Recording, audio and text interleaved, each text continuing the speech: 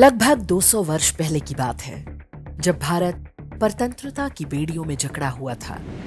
पहले मुसलमानों ने लूटा और रौंदा था। उनके बाद यूरोप से आए गोरे ईसाई भारत को अपना उपनिवेश बना चुके थे। अधिकांश भारतीय गरीबी और भूखमरी का जीवन व्यतीत करने को विवश थे। उन्हीं दिनों अंग्रेजों ने भारत से बड़ी संख्या में लोगों को बंधुआ मजदूर बनाकर फिजी, सुरिनाम, मॉरिशस और कैरेबियाई देशों जैसे ट्रिनिडाड टोबैगो में भेजना आरंभ कर दिया। इन्हें गिरमिटिया कहा जाता था। हजारों हजार की संख्या में भारतीय जब ब्रिटिश जहाजों में बिठाकर ले जाए जा रहे थे, तब उनकी पोटली में फटे पुराने कपड़ों, गुड़ और चने के अतिरिक्त जो तीसरी वस्तु हुआ करती थी, वो थी रामचरितमानस। गोस्वामी तुलसीदास रचित रामचरितमानस केवल ग्रंथ नहीं, मानो इसके रूप में हजारों लोग अपना धर्म, संस्कृति और पूर्वजों के दिए संस्कार साथ ले गए थे। वे जानते थे कि जिस दूर देश वे जा रहे हैं, वहां से कभी लौट कर आना संभव नहीं होगा।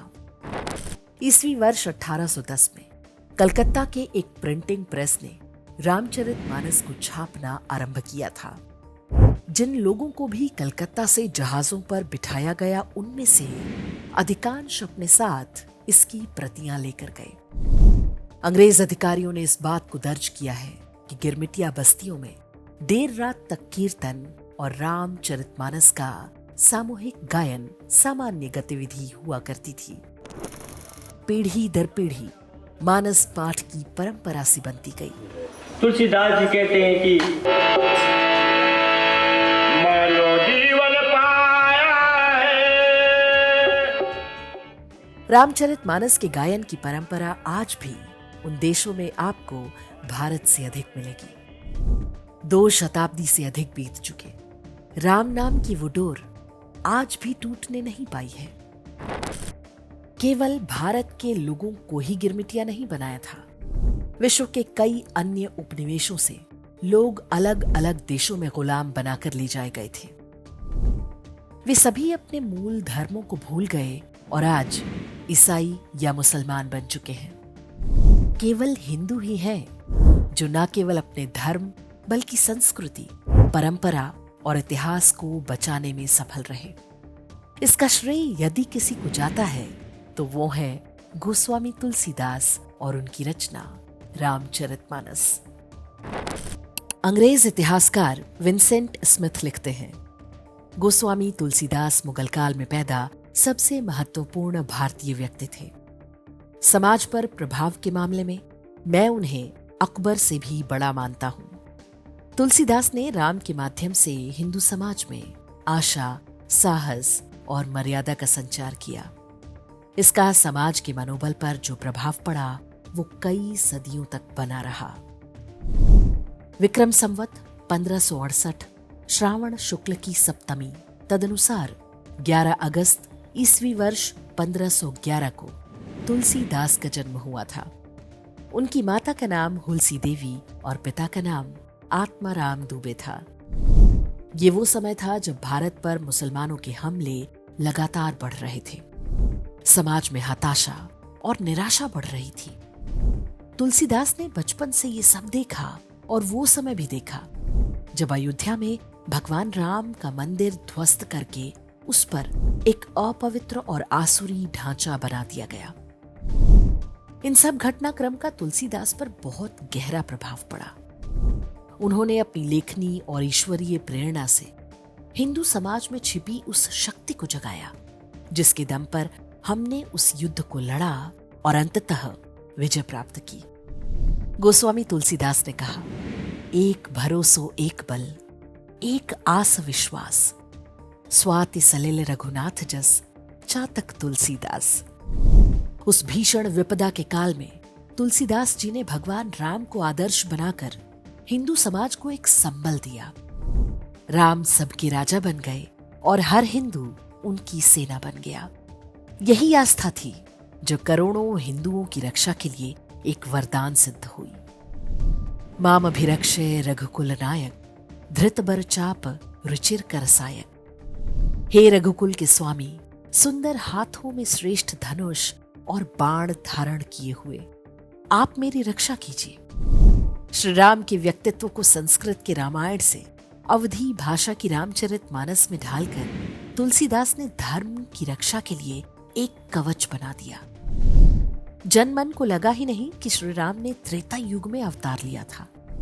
हर किसी ने अनुभव किया मानो अयोध्या के राजकुमार साक्षात इस धरा पर विचरण कर रहे हैं। हर कोई उनको देख और छू सकता है, उनके भावों में भीग सकता है। तुलसीदास ने राम नाम का वो मंत्र दिया जिसके सहारे हिंदू समाज हर संकट को पार पा सकने में सक्षम हुआ।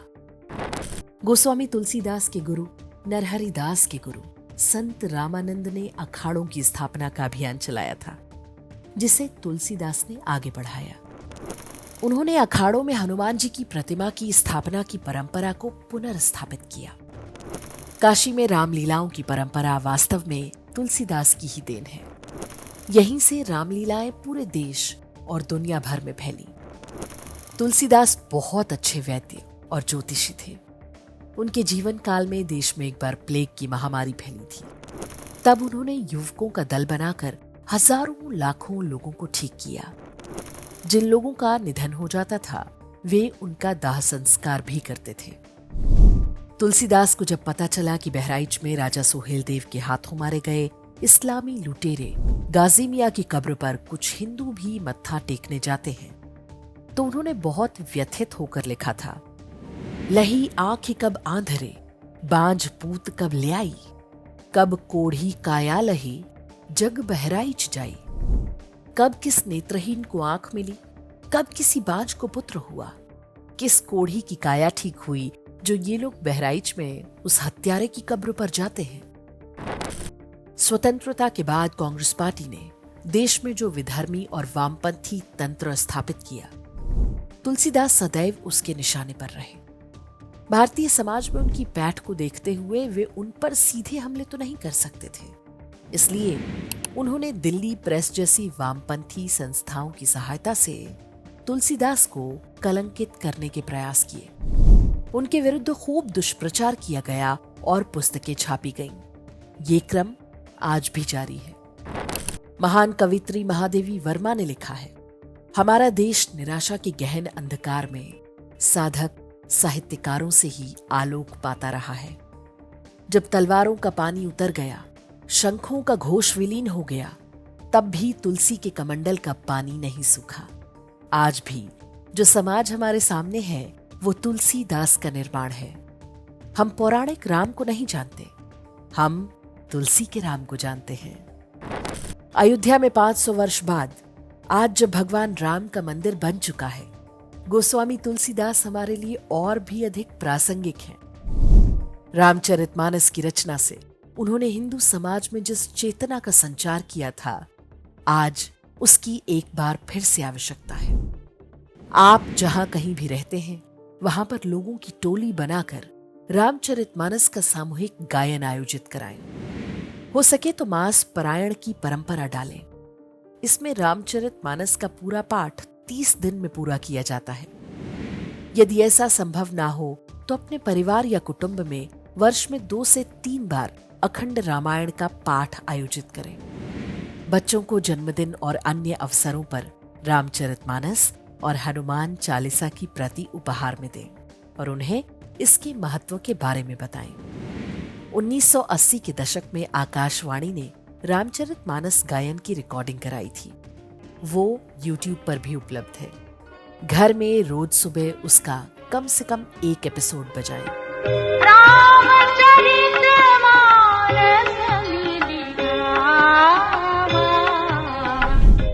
भारत राम और कृष्ण का देश है। जब राम हमारे हृदय में होंगे, तभी ये देश भी सुखी और समृद्ध होगा।